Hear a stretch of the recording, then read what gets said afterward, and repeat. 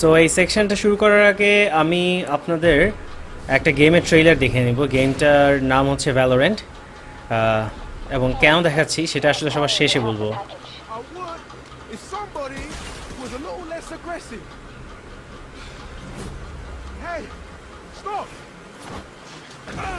I said stop! So this is jet and এটা Phoenix. Oh, that's how you wanna So, play it. একটা জিনিস খেয়াল করবেন আপনি, জেট ডাস এইখানে এসে জেট কিন্তু একটা ড্যাশ দিবে। ড্যাশ মিনস খুব ফাস্ট কোনো একটা জায়গায় মুভ করা কুইকলি কোনো একটা ডিরেকশনে। Oh, that's that was a dash. how you wanna play it.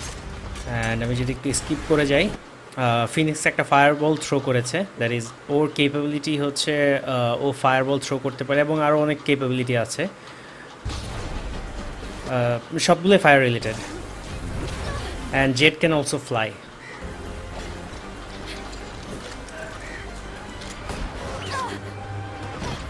So এটা স্কিপ করে আমি সামনে যাই। Got this. ওকে, ফিনিক্সের আরেকটা পাওয়ার যেটা আপনি দেখতে পারেন যে ফিনিক্স অ্যাকচুয়ালি ওর একটা আলটিমেট গেমের মধ্যে, দ্যাট ইজ ও ওর নিজের একটা রেপ্লিকেট ক্রিয়েট করে দেন ও হচ্ছে একটা নির্দিষ্ট টাইমের জন্য সে হচ্ছে ফাইটে ঢুকে। যদি ওখানে মারা যায় কোনো প্রবলেম হয় না, কারণ সে তার আবার হচ্ছে যেখান থেকে ওই আলটিমেটটা মেরেছিল সেখান থেকে রেসপন্ড করতে পারে। সো এখানে আপনি দেখবেন যেটাকে মেরে ফেলে, বাট ট্রেলারের শেষে সে আবার বেঁচে যায়, কারণ সেটা তার অরিজিনাল বডি না। 미안해서 어쩌나? সো ফিনিক্স আবার উঠে।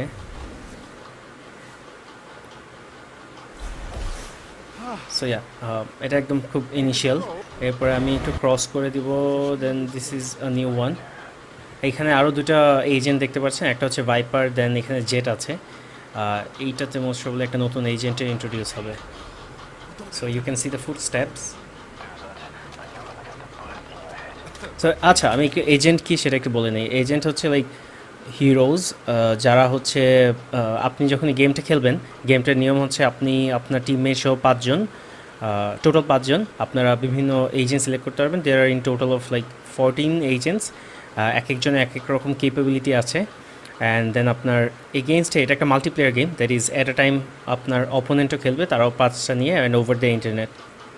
সো ওয়ার্ল্ডের যে কোনো কারোর সাথে আপনি খেলতে পারেন। অ্যান্ড এইখানে আরও একটা এজেন্ট দেখতে পারবেন। আমি একটু ওকে, সো ফিনিক্স সে অ্যাটাক। আচ্ছা, এইটা একটু ব্যাক করি। এখানে আপনি দেখতে পারবেন হচ্ছে এখানে একটা জিনিস দেখতে পাচ্ছেন, সেটা হচ্ছে বম। বেসিক্যালি গেম প্লেটা হচ্ছে আপনি যখন অ্যাটাকার থাকবেন ওই গেমে, আপনার যে আপনার অপোনেন্টরা তখন ডিফেন্ডার। সো ডিফেন্ডারের ওখানে যে ওরা ওই জায়গাটা গার্ড দিবে, ডিফেন্ডারের ওখানে যে আপনি আসলে একটা বম প্ল্যান্ট করবেন, যেটা একটা নির্দিষ্ট টাইম পরে ফুটে যাবে। সো যদি ওইটা বমটা ফুটে তাহলে ইউ উইন দ্যাট রাউন্ড। আর যদি ওরা তার আগে ডিফিউজ করে ফেলে ওর আপনাদেরকে কিল করে ফেলে আপনার টিমমেটদেরকে, then they win that round. So এভাবে টোটাল 13টা রাউন্ড হয়। অ্যান্ড আমরা এই ট্রেলারটা একটু দেখি।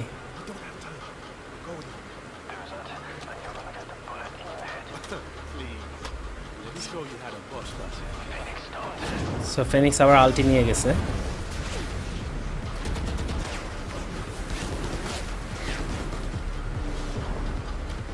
সো এইখানে একটা জিনিস,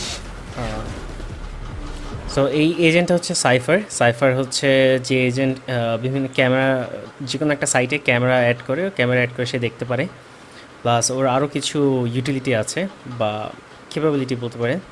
সো ও হচ্ছে স্নাইপ করতেছে উপর থেকে, ফিনিক্সকে মারার চেষ্টা করতেছে। বাট এই এজেন্টটা হচ্ছে ইউরু, সে তার আলটিমেটে ছিল, দ্যাট ইজ ও ইনভিজিবল ছিল, ওখান থেকে বের হয়েছে।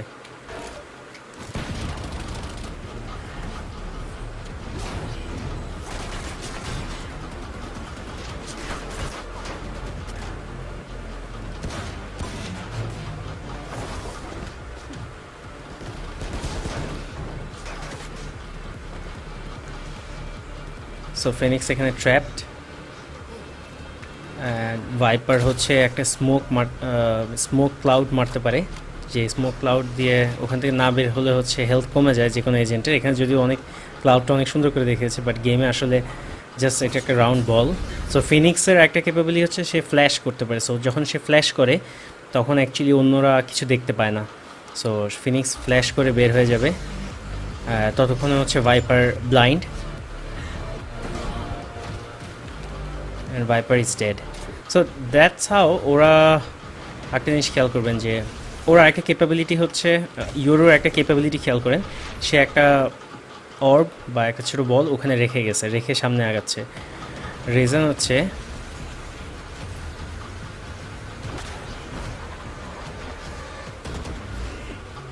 সো ও আসলে টেলিপোর্ট করতে পারে, ও যেখানে অর্বটা রেখে আসছে সেখানে টেলিপোর্ট করে চলে যাবে। অ্যান্ড যারা যারা ভ্যালোরেন্ট গেমটা খেলেন তাদের কাছে এটা খুব ফানি মনে হতে পারে আমার এক্সপ্লেনেশনগুলো, বাট জাস্ট আমি একটু এক্সপ্লেন করে নিচ্ছি।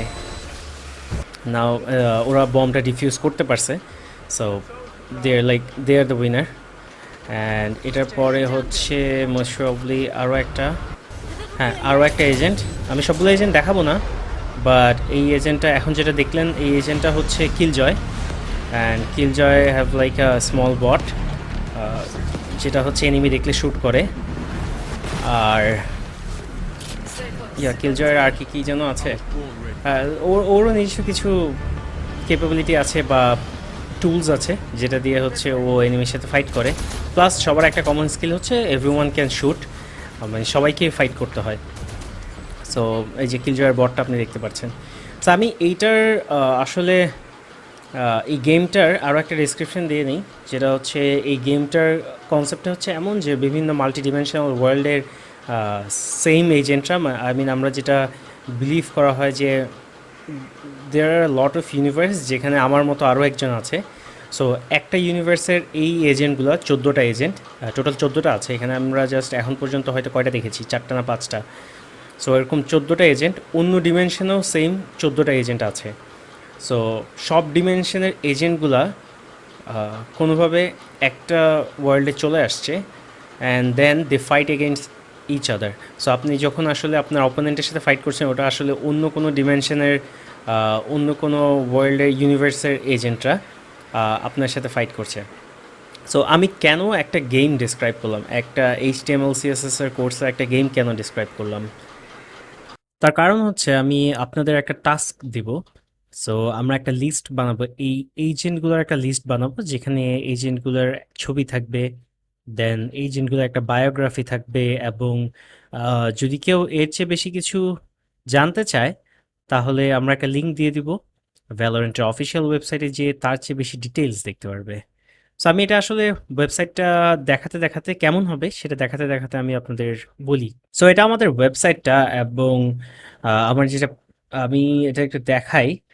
সো এইখানে হচ্ছে বিভিন্ন এজেন্টের লিস্ট আছে, বিভিন্ন এজেন্টের ছবিগুলো আছে, অ্যান্ড আমি যখন কোনো একটার উপর হোভার করছি তখন দেখতে পাবেন সেই এজেন্টের নাম দেখাচ্ছে, সেই এজেন্টের রোল কি, এবং সেই এজেন্টের একটা শর্ট বায়োগ্রাফি। অ্যান্ড দেন এখানে সি মোড়ে যখন আমি ক্লিক করব ভ্যালোরেন্টের ওয়েবসাইটে চলে যাবে, এবং ওখানে হচ্ছে ডিটেইলসটা আসছে, ওই এজেন্ট সম্পর্কে আরও বেশি ডিটেইলস আছে।